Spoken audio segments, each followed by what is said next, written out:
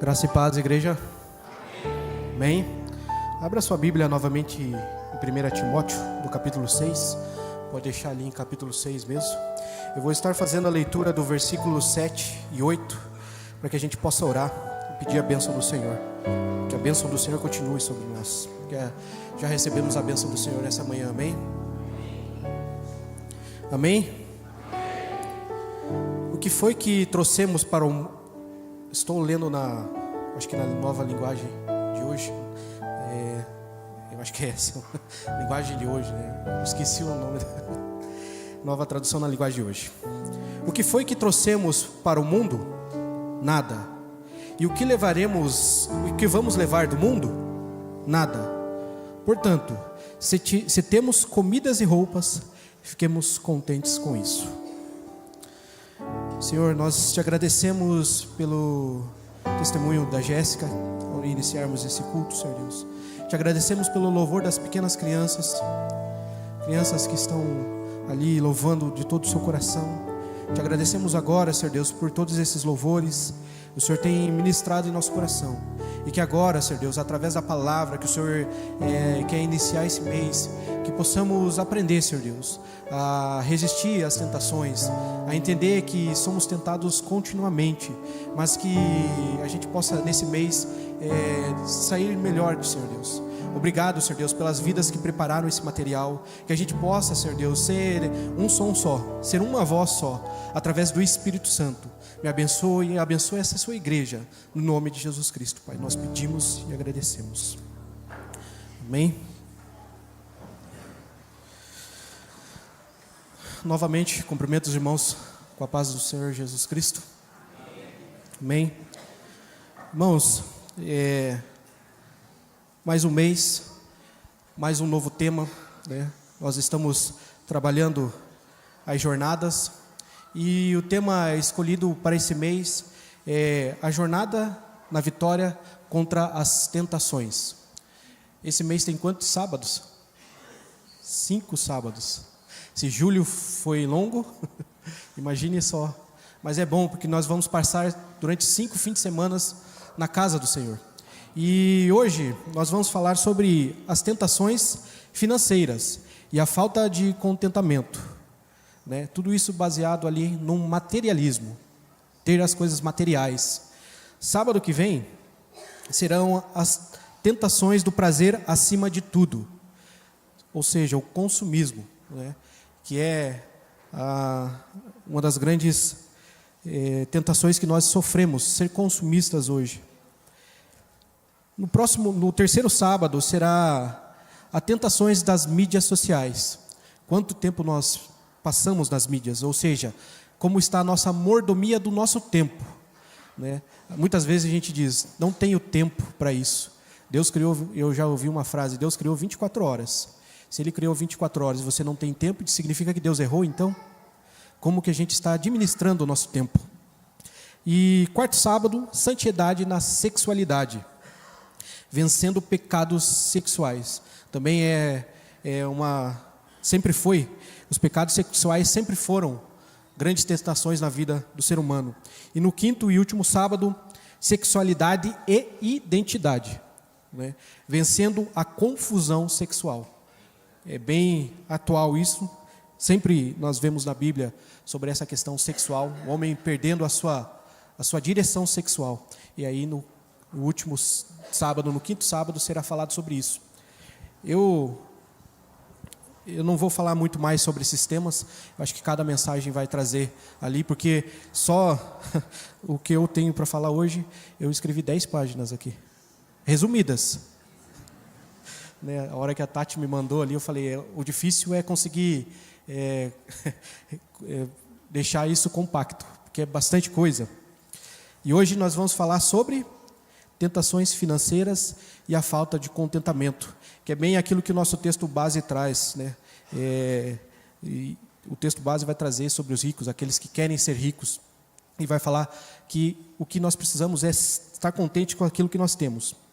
E aí, só introduzindo um pouquinho a questão da tentação, né, que vai ser trabalhada esse mês. São várias tentações, mas introduzindo rapidamente a tentação. A tentação, ela não é o pecado em si, né? E aí muitas vezes a gente se sente culpado de ser tentado. Na verdade, a tentação não é o pecado, mas é através dela que nós pecamos. Então, se você é tentado, não é culpa sua necessariamente. Claro que muitas vezes nós damos motivos. Obrigado. Nós damos motivos para tentações, mas em si a tentação não é culpa nossa. Ela não vem de Deus. Não é Deus que nos tenta. Quem que nos tenta? Sempre o inimigo. E nem Jesus, né? Jesus foi tentado por Satanás antes de iniciar o seu ministério. Então, as tentações, elas são uma coisa da nossa vida. Ela é, como estava escrito ali, um fato da vida. Mas, pela leitura da palavra, pela consagração e pela santificação, né, e aprendizado daquilo que Deus é, do poder do grande Deus, nós conseguimos diminuir a potência das tentações sobre nós. Se nós formos carnais, a tentação vai ser inevitável. Nós vamos cair em tentação e pecaremos. Se nós formos seres espirituais, e quanto mais espiritual nós formos, mais a dificuldade de cairmos em tentação. Mas todos os dias, né? Todos os dias nós seremos tentados. Não vai ter um dia de folga. Ele não dá folga. Não tem férias, né? A gente gostaria, um mês de férias. Um dia sequer de férias. Não. Isso é triste. Sim, é triste. Mas a gente vai olhar o lado vazio do copo ou o lado cheio? Todos os dias é uma oportunidade de você mostrar a Deus que o ama. As tentações são as oportunidades que nós temos. Você ama a Deus? A hora que a tentação chegar, você mostra que você ama a Deus. Porque o amor a Deus é feito pela prática. E a prática diária, né? E aí, infelizmente, há momentos que nós vamos cair. Porque o pecado, porque a tentação e tudo mais, ela ainda influencia grandemente o nosso ser. Não tem como a gente fugir disso, né? E aí, entrando mais adentro do nosso tema, hoje sobre a questão financeira e o contentamento. São duas questões, né? Falar um pouquinho sobre as questões financeiras e estar contente com aquilo que nós temos. Semana passada tivemos a assembleia. Quem estava aqui viu que nós somos uma igreja muito abençoada. Confesso para os irmãos que eu fiz a conta contrária.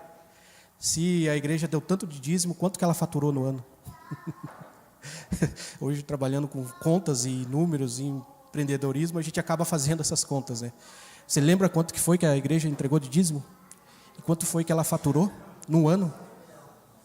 Não precisa falarmos.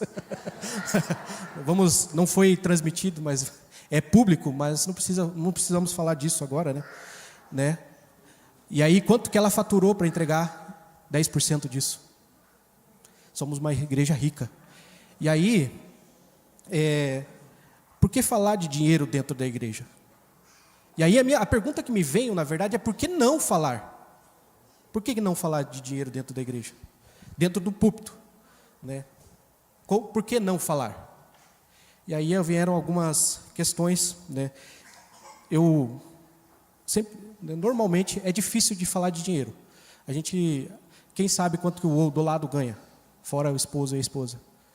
A gente não costuma falar sobre essas coisas, sobre quanto que você ganha, por vários motivos. Existem vários motivos para não se ficar falando, né? Às vezes a arrogância, às vezes o medo, porque talvez a pessoa do meu lado ganhe mais do que eu, né? O status, existe essa questão do status social. Mas é interessante que a Bíblia, ela fala mais de 2.300 vezes sobre dinheiro, sobre finanças, sobre riquezas. O único tema que ganha é Deus. Mais de 10.000 vezes fala sobre Deus, sobre sua grandeza, sobre Deus. O segundo lugar é dinheiro e finanças. E aí não se fala muito na igreja. E aí não se fala nas famílias. E aí eu tentei remontar um pouco, mas essa história é difícil, eu acho que sempre existiu isso. Mas voltando lá na Grécia e em Roma, eles já tinham essa ideia de não se falar em dinheiro. Era algo vulgar, era algo menor, era uma ideia, não, a gente vai ter o dinheiro, claro, vai ostentá-lo, mas como a gente ganha, não se fala, porque é vulgar falar como se ganha. Então essa era mais ou menos a ideia dos gregos e dos romanos, né? Não se falava em dinheiro. E aí eu descobri que, vindo um pouquinho mais para frente, né, depois de Cristo, a própria Bíblia acaba agravando a situação de não falar em dinheiro. Exatamente porque desses mais de 2.300 textos, mais ou menos 2/3 dele, né, falam de uma forma de advertência, né, como esse que a gente leu. O dinheiro é a raiz de todos os males. E aí, segundo as histórias, essa questão de negativa com o dinheiro acabou pegando. Então não se fala por quê? Porque o dinheiro é a raiz de todos os males. Só que não é para a gente se fixar nisso, é para entender por que ele é. Mas ele faz parte da nossa vida. Todos os dias quase a gente mexe com dinheiro. Todos os dias a gente conversa, a gente compra, a gente vende. Os empreendedores todos os dias têm que correr atrás, né? E não se é falado nas famílias, não se é falado nas igrejas. A gente não tem essa cultura, né? Mas com a modernidade isso começou a diminuir, né? Agora com o YouTube, com esses influencers, a disseminação da educação financeira é bem maior, né? Hoje ali eu converso muito com o Felipe Enoch, e ele já sabe questões de investimento, ele já tem investimentos. E isso com 15, 16 anos ele já tinha. Acho que não, né? Mais velho. 17 anos ele já tinha investimentos. E eu fui ter isso daí depois dos 30. Né? Provavelmente depois dos 30 que eu comecei a entender o que é investimento, o que é tudo isso. Porque realmente na nossa época era um pouco mais difícil. E vinha muito esse tabu, vamos dizer assim, de não falar em dinheiro. Não se falar em dinheiro. Mas a Bíblia menciona muitas pessoas ricas, a Bíblia fala muito sobre riqueza, e se ela fala 2/3 da parte de advertências, ela também, 1/3 disso, ela fala da parte boa de se ter o dinheiro, né? Que é realmente poder ajudar. E como eu falei, muitas pessoas na Bíblia, elas foram ricas, não tem como negar isso. E a gente pode entender que falar sobre dinheiro, tanto na igreja, tanto no próprio púlpito, porque existem muitos textos. Eu falei, vou separar alguns textos aqui, muitos textos. São muitos temas. Riqueza, generosidade, avareza, são muitos temas. Aí não deu para separar todos esses textos, senão a gente ia passar aqui muitas e muitas horas falando sobre isso. E a gente tem que ter essa consciência. Então, falar de dinheiro é falar da nossa própria identidade, quem nós somos hoje, o que nós queremos ser, qual que é a nossa identidade. Falar de valor, falar de medo, né? Falar de vergonha, falar de poder, família, futuro, né? E hoje nós vemos que nosso país, apesar de ter crescido um pouco nessa ideia de inteligência financeira, ainda é muito baixo, né? Nós não temos essa administração financeira enraizada em nossa casa. Mas a gente precisa começar como a gente vai ver, a administrar de uma forma melhor nossos recursos. E aí, falando sobre o próximo ponto aqui, sobre a tentação da ganância, que é um dos pontos que nós vamos trazer aqui.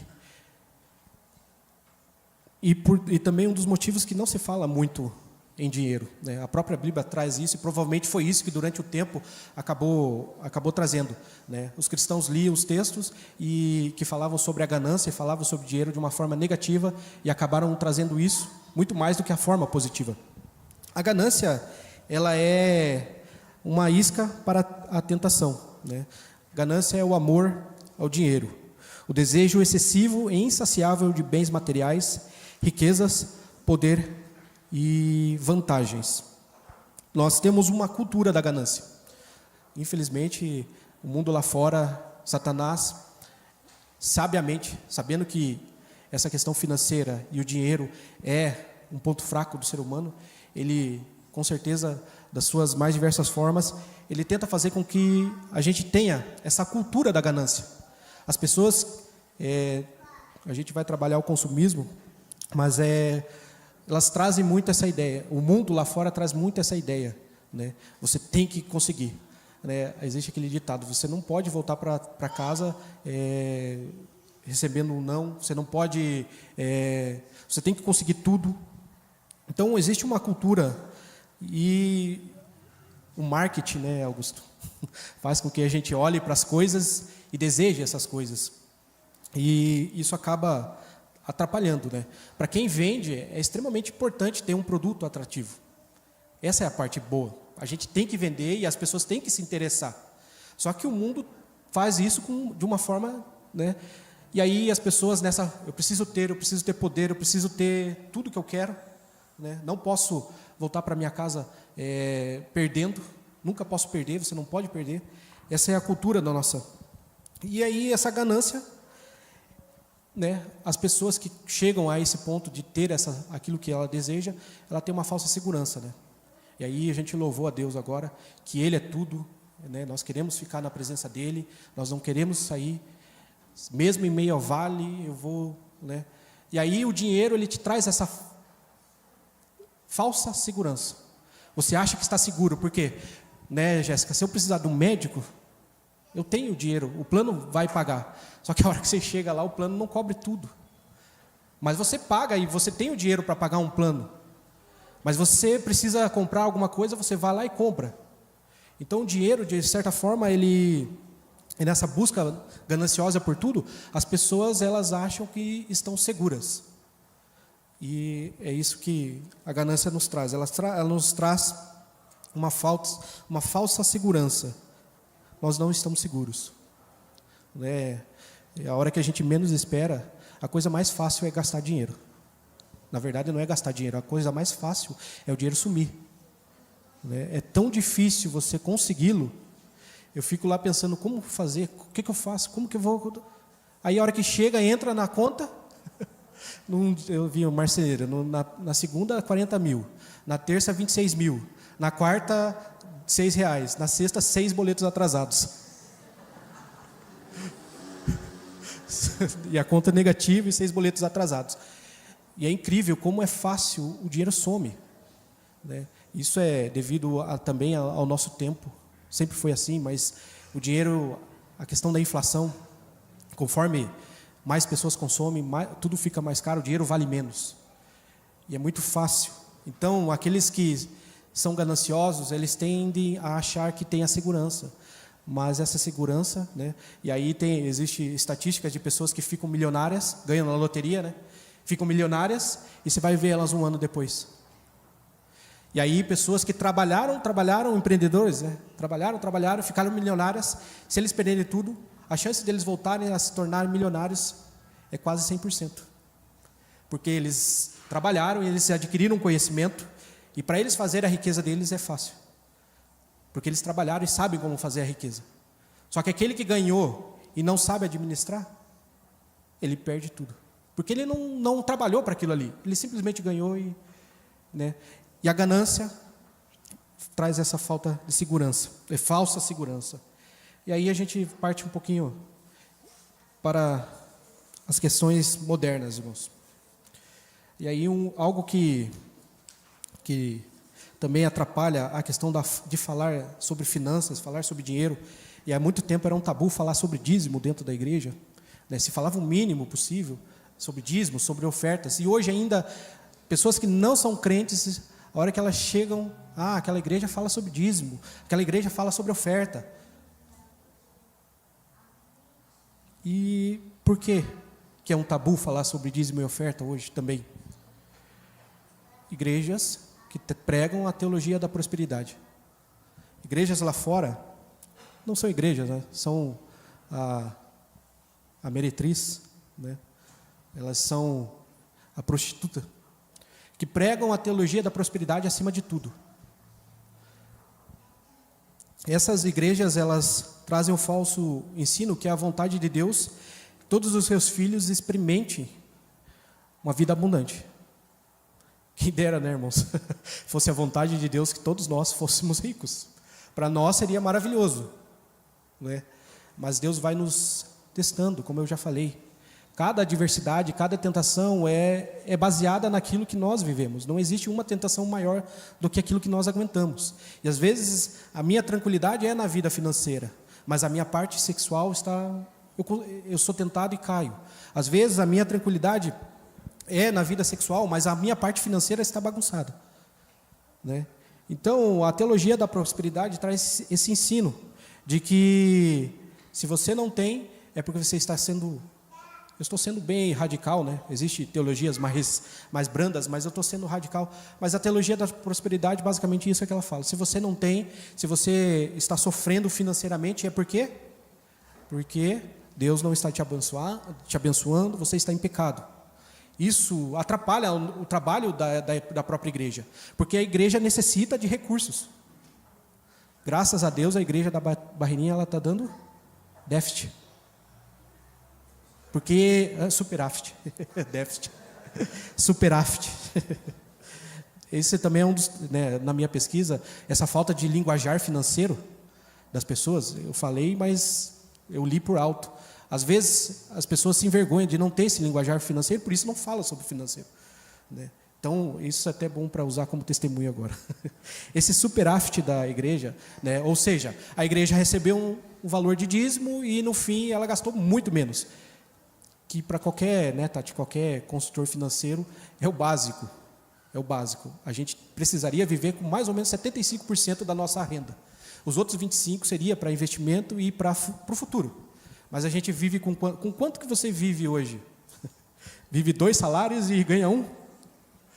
Infelizmente é a nossa realidade. E a teologia da prosperidade ela traz essas sementes de que nós devemos ser ricos.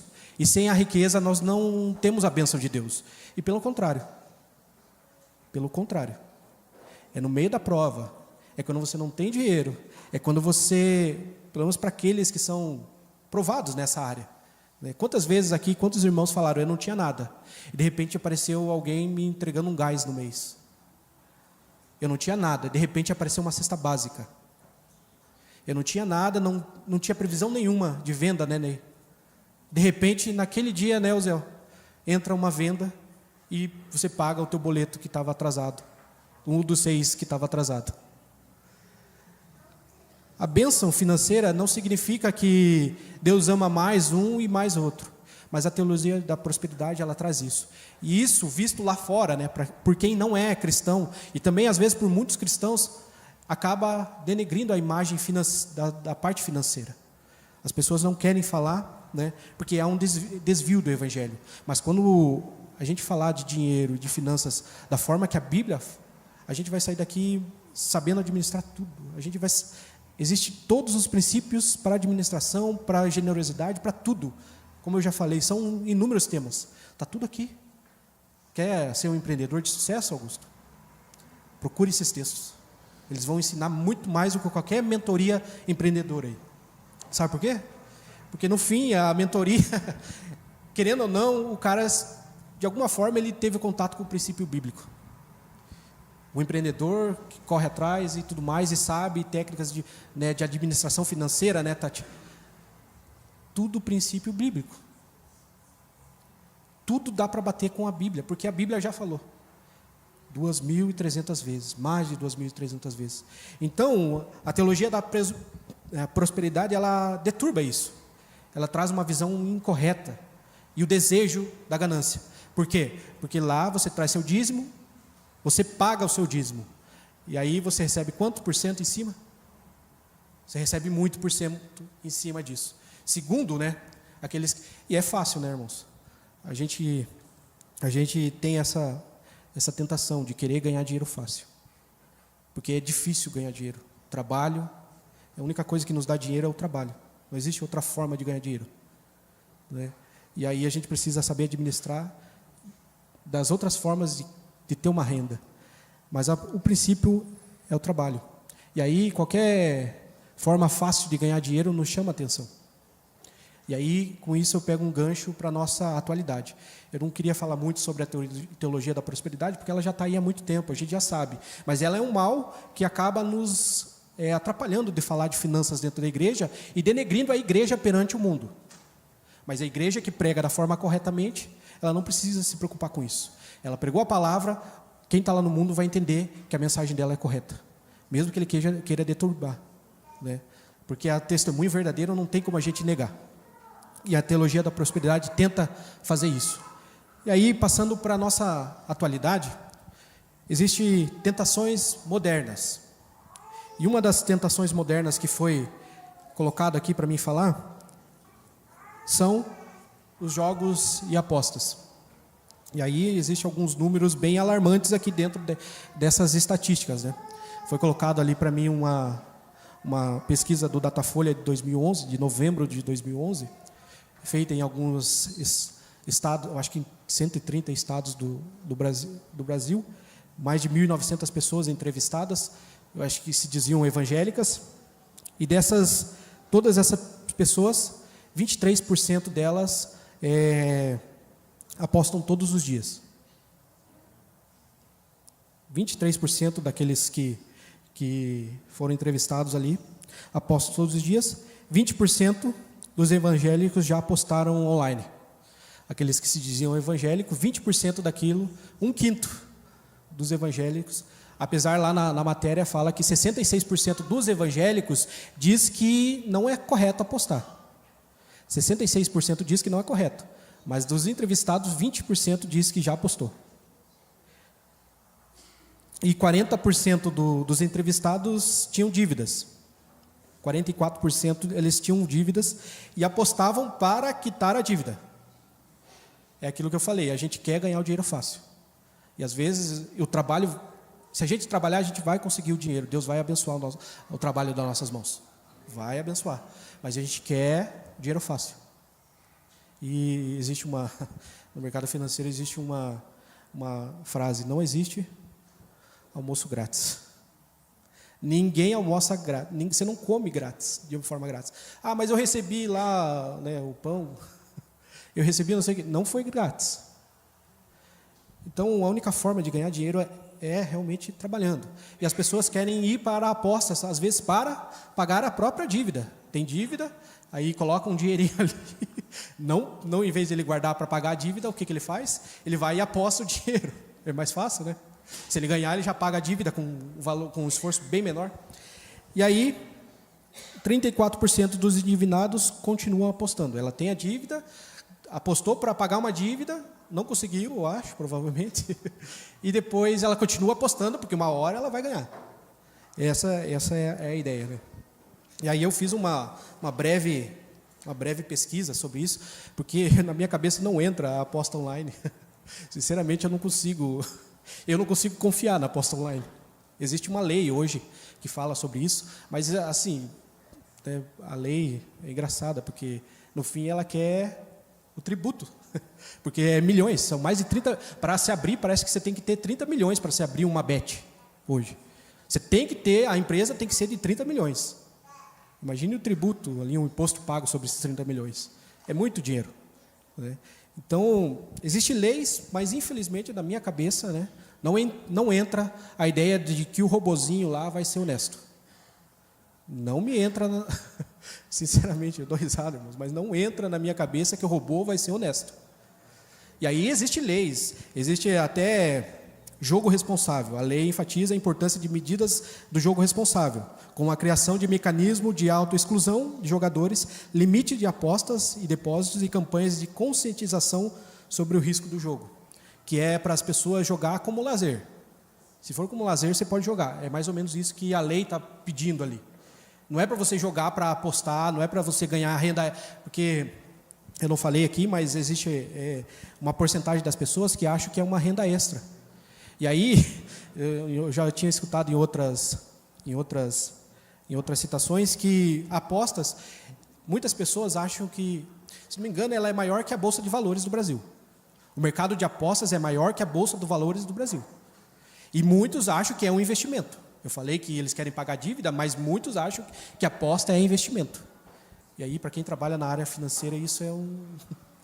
E aí, para quem trabalha na área de tecnologia, né, acreditar que elas serão 100%, apesar da lei falar que a casa de apostas ela só pode receber um spread. Ou seja, a pessoa, digamos que apostou lá R$100. 100 pessoas apostaram R$100. O prêmio não vai ser do valor total da aposta. Né? Deixa eu fazer um número mais fácil na minha cabeça aqui, irmãos. 10 pessoas apostaram R$1, certo? O prêmio não vai ser R$10, o prêmio vai ser 9. Ou seja, a casa de apostas já fica com R$1. E o ganhador apostou 1 e ganhou 9. Nossa, que maravilha, né? Amém? Misericórdia. E os outros 9, né, como a Tati falou, perderam. Essa é para ser a ideia, né? Mas, mesmo assim, eu ainda acho que isso não funciona, né? Mesmo assim, isso das legalizadas, tá, irmãos? Porque existe tigrinho, ele não é legalizado no Brasil. Os irmãos já jogaram tigrinho? Eu lembro que eu estava trabalhando com um rapaz lá e ele chegou, joga aqui, não sei o que, lá, eu te mando o meu link. Nada, uma pirâmide, né? Te mando o meu link, né? Mas eu nunca confiei nisso. Eu acho que não funciona. E aí existe jogos de apostas que não são legalizados e aí são em paraísos fiscais. Suas sedes são em paraísos fiscais. E o Brasil tentou legalizar isso, né? Tentou deixar de uma forma mais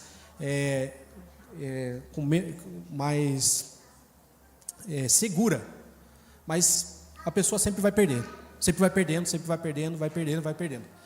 Por mais que exista leis, ainda é muito confiar numa máquina ali, né, para fazer o algoritmo que vai sortear mesmo, eu acho complicado. E a Bíblia sempre orienta que do suor do nosso rosto nós conseguiríamos nossa alimentação, nosso trabalho. É do suor do nosso rosto, não é com essas apostas. E aí uma outra tentação moderna que nós temos, e aí isso está em alta, está muito em alta, são os golpes e falsos investimentos financeiros.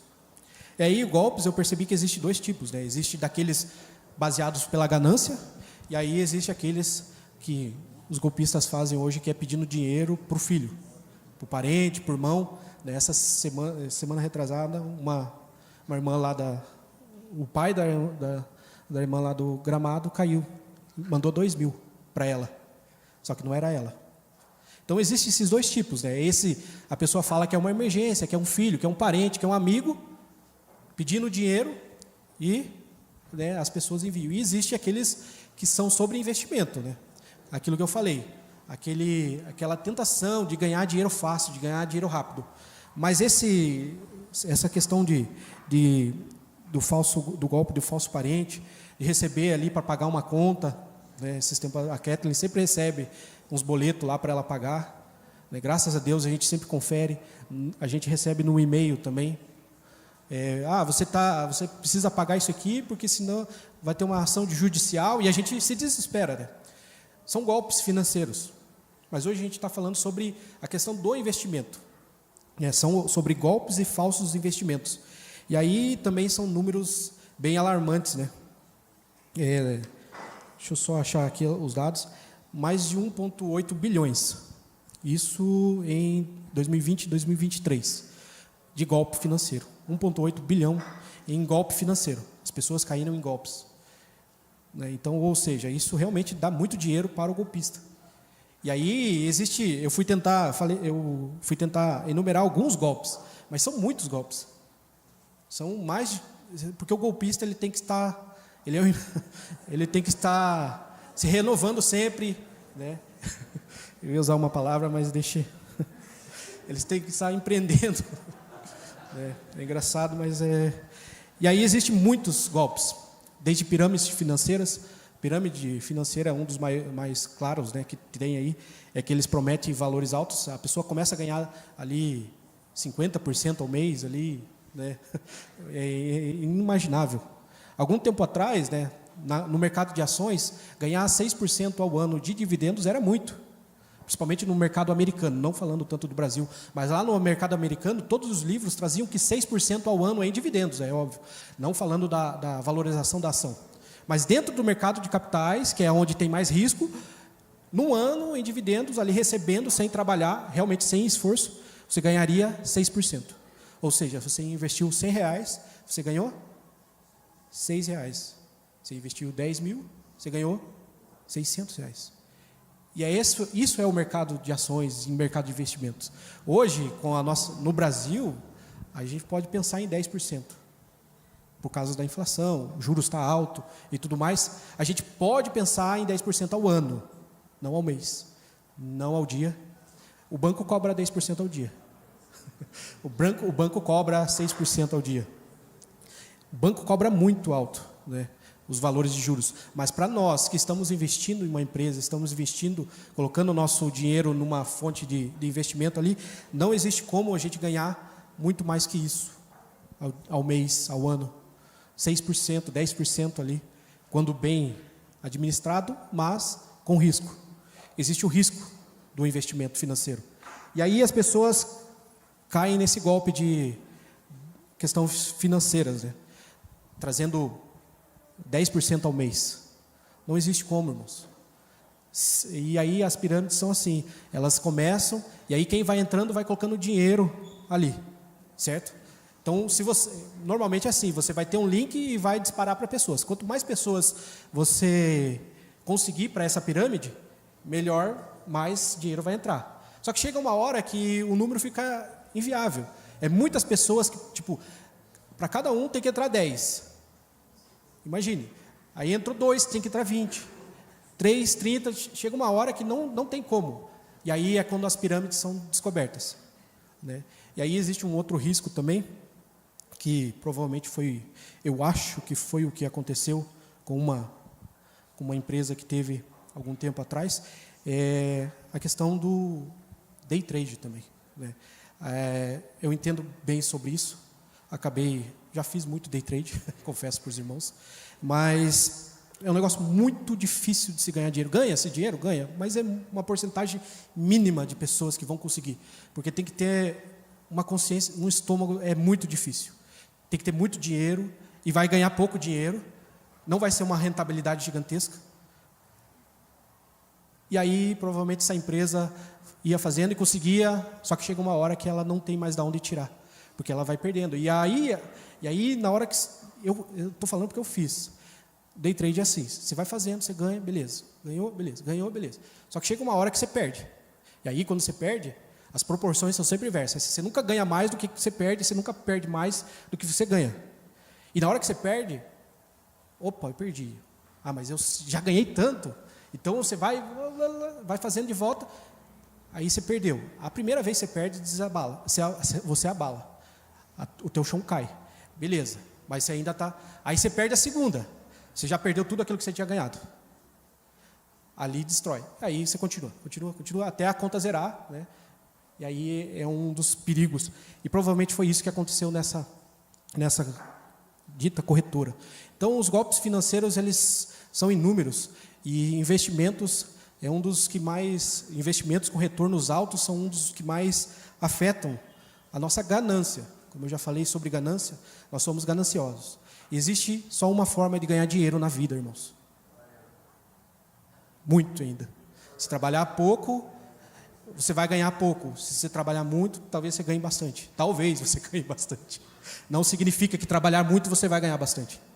Mas existe uma probabilidade maior. Então, só o trabalho. Ah, mas eu tenho investimentos, né? Eu tenho algumas ações lá e todo mês caem meus dividendos. Mas é pouco. Isso daí é para... Talvez daqui um ano, daqui 30 anos, quando tiver 1 milhão na conta, aí eu recebo 10% ao ano. Aí sim, 10% de 1 milhão é maior do que 10% de 1.000, né? Mas é para anos.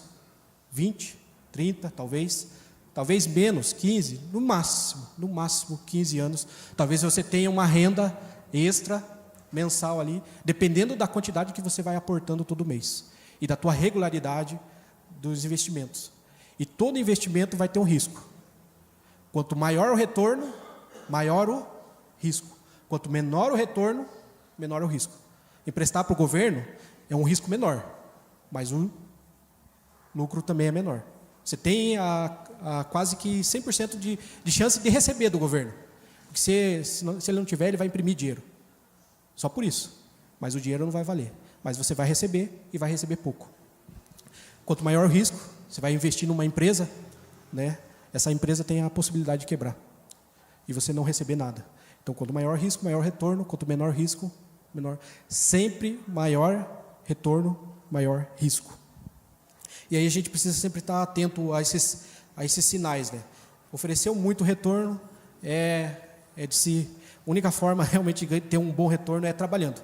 E mesmo assim, existem muitas empresas que trabalham e faturam menos de 10% daquilo que elas faturam no mês. Né? Faturamento de lucro ali, elas têm menos de...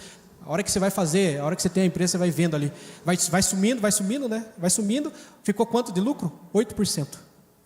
Vendeu 100 mil, mas ficou 8 mil no caixa ali da empresa, de lucro para a empresa. Mesmo elas, por mês, mesmo uma grande empresa, por mês, ela ainda tem o risco de não receber esse faturamento tão vantajoso. E a pessoa tem que trabalhar. Mas é trabalho, mas é abençoado por Deus. Deus nos abençoa dessa forma.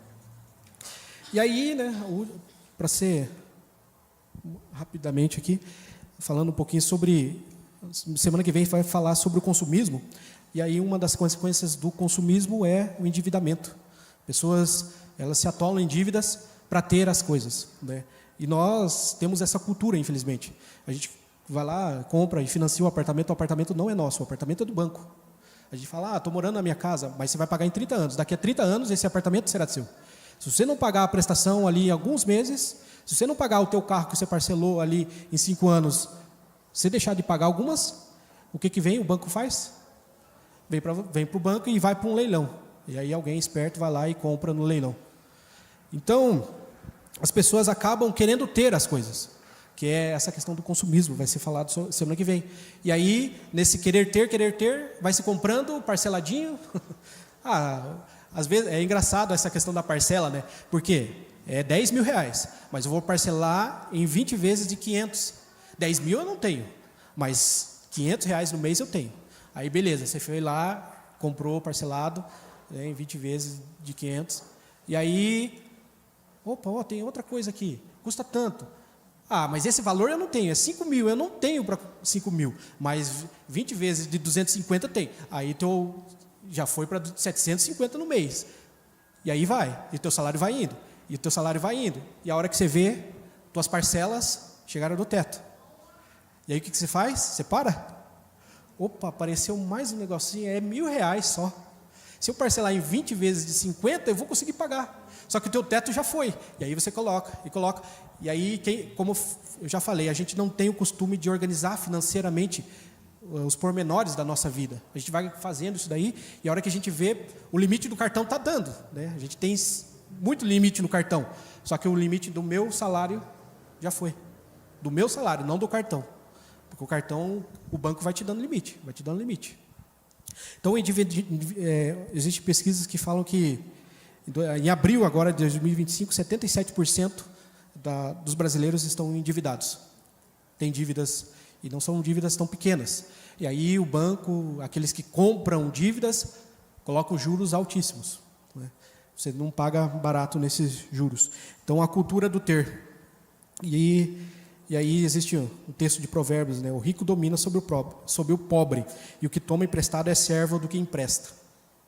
Então, aquele que empresta, você se torna servo daquele que te emprestou, né? Do caso do banco. Você tem que pagar o banco, dependendo do tamanho, né? Se é uma casa, você é obrigado a pagar. Se é um carro, você é obrigado. Mas, às vezes, uma conta mais baixa, que é o que acontece, né? As pessoas deixam de pagar o cartão para colocar alimento dentro da casa delas. E essa questão dessa tentação do endividamento, desse consumismo, é muito grande nos nossos dias hoje. Indo para o final, irmãos, eu queria ter pregado em 40 minutos, nós estamos em 40 minutos.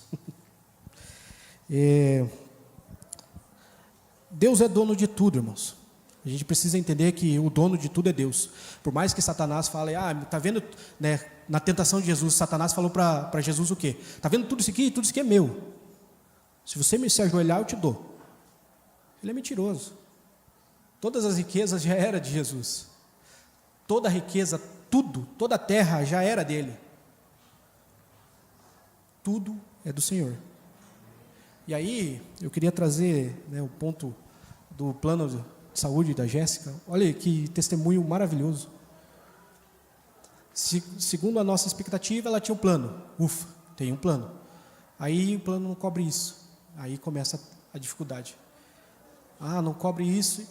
E aí, onde que está a nossa confiança? E aí, o que Deus faz? A Jéssica mesmo falou aqui. Ele dá o plano, um novo plano para ela. Olha, ele é ou não é o dono de tudo? Amém, Jéssica? Eu não sei, a Jé está onde? Eu não estou vendo. Ele é ou não é dono de tudo, de todos? Por mais que todos não admitam, as pessoas não querem admitir, mas elas têm um Senhor, elas têm um soberano sobre a vida delas, que é o nosso Senhor. Tudo é dele. E a gente veio sem nada para cá. Então, combatendo a ganância, a gente, o texto vai dizer: nu, saí do ventre da minha mãe, e nu, eu vou voltar para a terra. O próprio texto de Timóteo vai dizer: pois nada trouxemos nesse mundo, e nada podemos levar. Se tudo é dele, e a gente não tem nada, a quem que a gente deve recorrer sempre? Sempre que houver uma dificuldade? A Ele. E aí eu tenho conversado bastante com a minha esposa sobre essa questão.